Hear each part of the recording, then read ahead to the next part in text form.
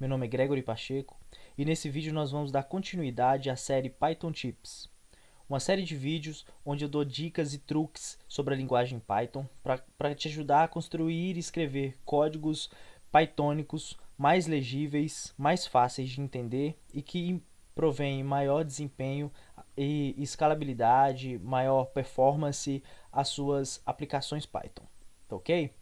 Bom, no último vídeo a gente viu 3 casos. Se você não viu o último vídeo, o link do último vídeo está aqui embaixo, na descrição desse vídeo, tá ok?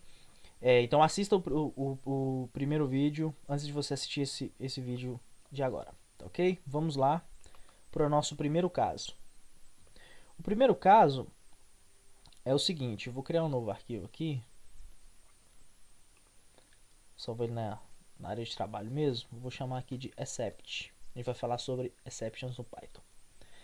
Suponhamos que a gente está tentando converter para inteiro a seguinte string, string 1. Vou dar um Ctrl B, ela executou, beleza, funcionou, rodou ali direitinho.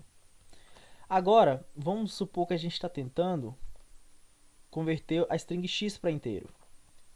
O que acontece? Isso dá um crash no nosso programa. Ele fala aqui, ó, deu um value erro. Invalid literal for int with base 10 x. Então ele não conseguiu converter para o inteiro de base 10 a string x. O que a gente precisa de fazer nesse caso aqui? A gente precisa de usar um recurso que existe em praticamente toda linguagem de programação, que é o try exception. Tá ok? Então, a gente vai conhecer um pouquinho do try do Python.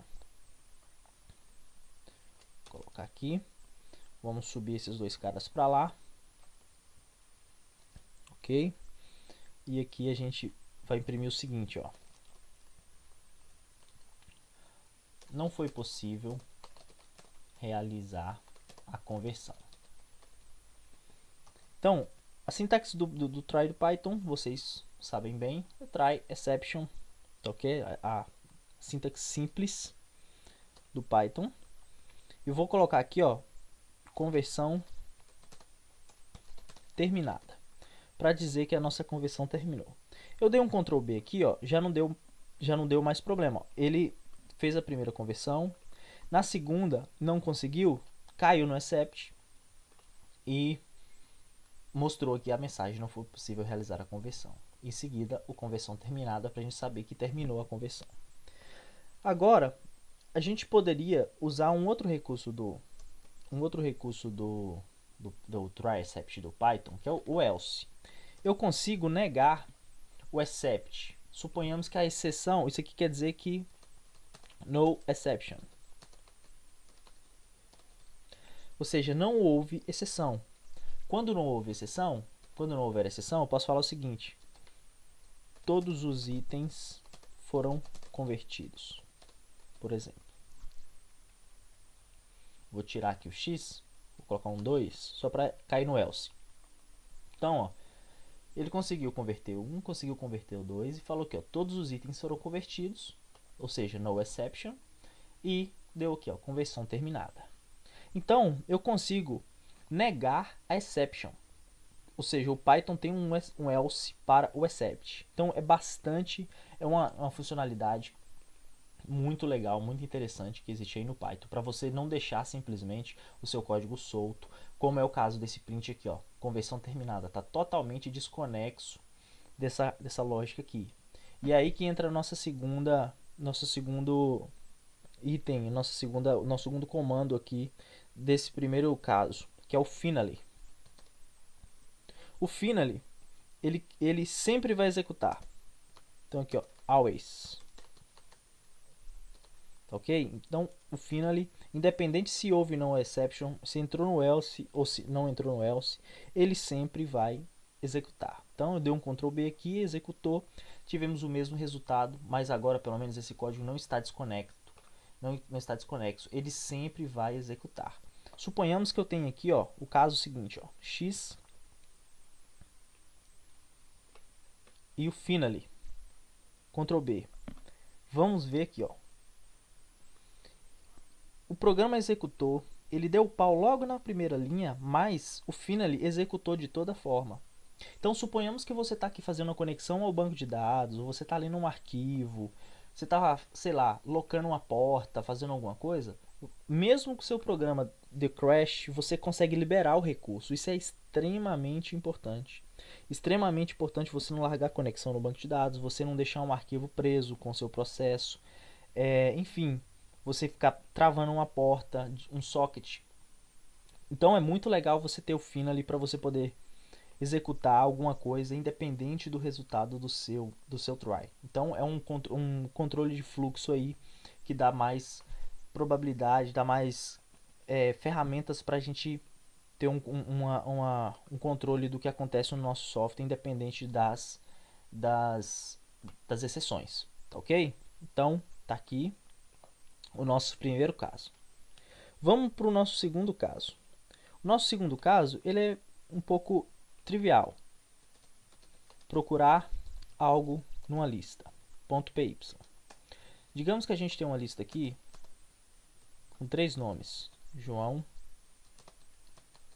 Maria e José. E a gente quer procurar Pedro nessa lista.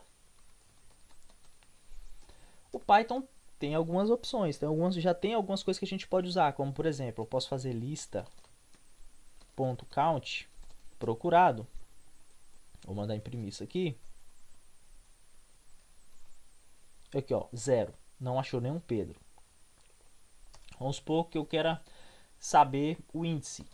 Lista.índice index de procurado. Não achou nada. Aqui, ó, ele gerou inclusive até um exception. Pedro is not in list. Suponhamos que aqui agora seja João. Então, ó, falou, encontrou um João e ele está na posição 0 da lista. Que é essa aqui, ó, posição 0. Tá ok? Só que aí é o seguinte, vamos supor que a gente queira fazer isso na mão. Vamos supor que eu queira verificar essa lista na mão. É só mesmo para eu poder... o exemplo que eu encontrei para a gente abordar o cenário que eu preciso aqui. Então vamos fazer o seguinte, ó. Eu quero rodar essa lista usando um for, que seria mais ou menos uma abordagem comum que a gente vê em outras linguagens de programação. Eu vou fazer aqui, ó, um for na lista para cada pessoa na lista. Eu vou verificar se essa pessoa é o procurado. Se for o procurado, eu vou dar um break no meu loop. Tá ok? E vou marcar aqui uma variável achou, que começa valendo false. Eu vou falar que achou recebe true. Chegando aqui embaixo, eu faço o seguinte: se achou, né, normalmente o pessoal faz assim, ó, true. Só que no Python ele é inteligente o suficiente para evaluar a variável pelo seu conteúdo. Então, se achou é true, obviamente ele vai executar o print. Print encontrado. Se não, não encontrado.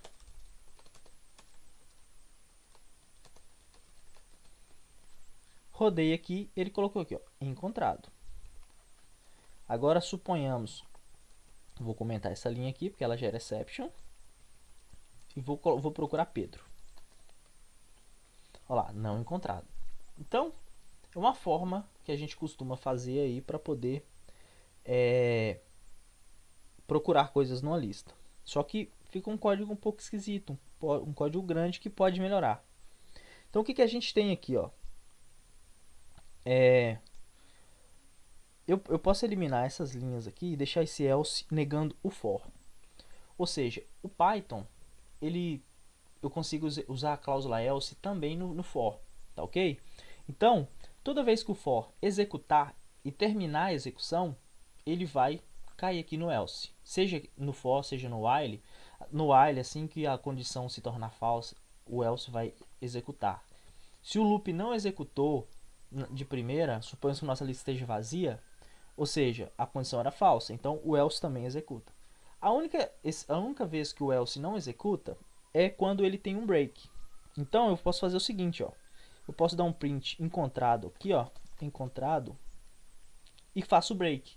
Porque uma vez que o meu else significa no break occurs, toda vez que o loop executar e der break, o else não executa. Então eu posso dar um Ctrl B aqui e executar, ó, e tive o mesmo resultado. Inclusive eu posso eliminar também essa linha aqui.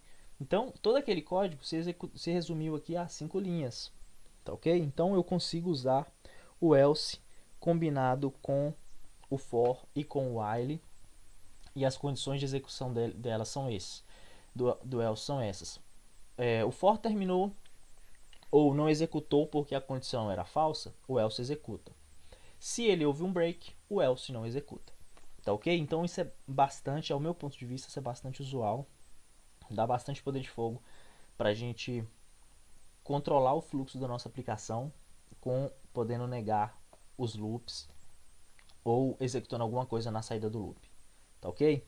Então esse aí foi o nosso segundo caso, for com else. E o nosso segundo caso, vou criar aqui o nosso terceiro caso, dicionários. .py. Digamos que a gente tem um dicionário aqui o seguinte, com João, nome, João, idade 40, salário 5.000. Tá ok? Suponhamos que a gente queira saber o nome da pessoa do dicionário. Geralmente a gente faz o seguinte: coloca aqui salário, dicionário, nome, print. Então aqui, ó, acessei a chave, nome, imprimir João. Agora suponhamos que eu queira saber o cargo, dou um Ctrl B. O que acontece? Olha, ele fala aqui, ó, key error, cargo. Ou seja, deu um key erro, erro de chave. Eu tô tentando acessar a chave cargo e ela não existe. Isso é um problema, porque isso deu crash na nossa aplicação. A gente teria que colocar uma estrutura de try exception aqui para poder interceptar isso. Mas o Python tem algumas opções para a gente. Ao invés da gente fazer dessa forma, eu vou comentar essa linha aqui, a gente pode simplesmente fazer assim, ó, print dict.get e a chave que a gente está buscando, cargo. Olha lá, ele retornou none, porque quando ele não encontra nada, em vez de ele dar um crash, ele vai retornar none. Mas eu ainda posso melhorar um pouco mais isso aqui, ó. O get do dicionário ainda recebe um segundo parâmetro, que é o que ele deve retornar caso ele não encontre nada. Então eu vou colocar aqui, ó, cargo não informado.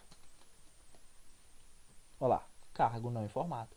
Então isso aqui é muito usual. Eu teria que ter uma variável, verificar, jogar esse valor nessa variável, verificar se essa variável está vazia. Se ela estiver vazia, imprimir cargo não informado. Se ela não estiver vazia, eu imprimo o cargo que foi encontrado. Então eu teria que estender o meu programa aqui e deixar ele razoavelmente grande.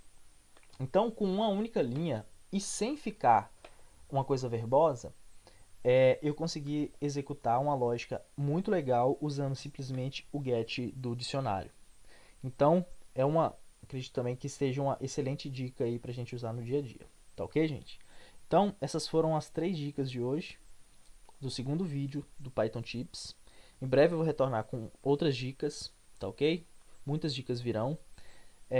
Se você gostou desse vídeo, não deixe de compartilhar. Lembre que os códigos estarão aqui na descrição do vídeo, assim como o link do vídeo anterior, tá ok? Vai estar tudo aqui na descrição do vídeo. Se você gostou, não deixe de deixar o seu like no vídeo. Se você está vendo esse vídeo pelo Facebook, não deixe de curtir e compartilhar esse vídeo. Marque seus amigos que querem aprender Python, seus amigos que sabem Python e gostariam e que essas dicas iriam ser de ajuda. Tá ok? Deixe no seu comentário aqui se você entendeu, se você gostou, se você não gostou, suas sugestões. E se tem alguma outra situação do seu dia a dia que você tem que escrever códigos que não ficam lá muito bonitos e você gostaria de saber se tem alguma forma de melhorar. Tá ok? Então é isso aí, gente. Obrigado por assistir e até a próxima.